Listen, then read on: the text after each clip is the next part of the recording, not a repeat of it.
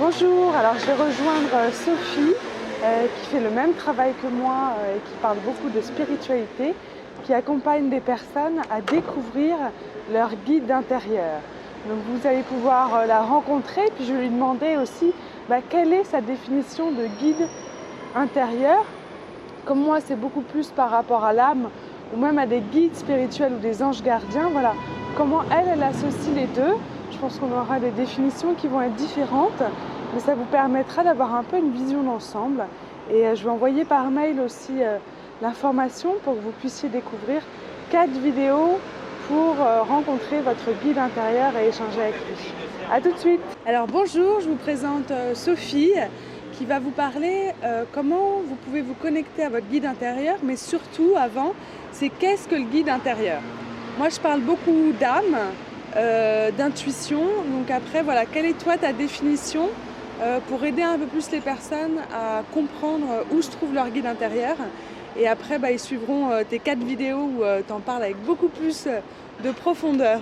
En tout cas je suis ravie d'avoir déjeuné avec toi et puis surtout que tu puisses aider de nombreuses personnes à sentir qu'ils ont quelque chose de divin en eux et qui peuvent leur faire confiance.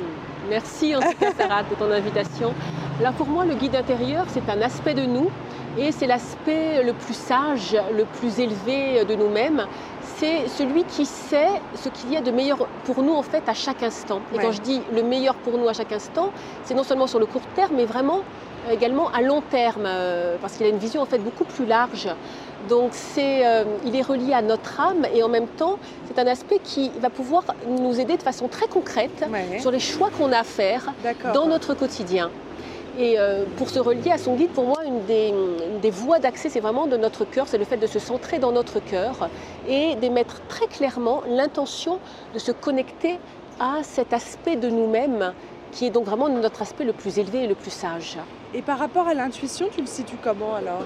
Alors, l'intuition, pour moi, c'est quelque chose qui peut venir spontanément sans qu'on l'ait appelé. Pour moi, le guide intérieur, c'est quelque chose qu'on va solliciter très clairement à un moment donné par rapport à une question que l'on a à poser. D'accord, ok.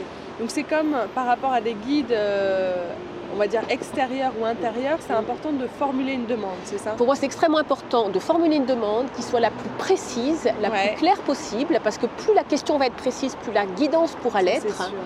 Et de poser l'intention également très clairement de se relier à notre guide intérieur, parce que nous sommes composés de multitudes d'aspects. Et donc là, je vais clairement à chaque fois demander que je pose cette question en fait à mon guide intérieur. D'accord, ok, merci beaucoup.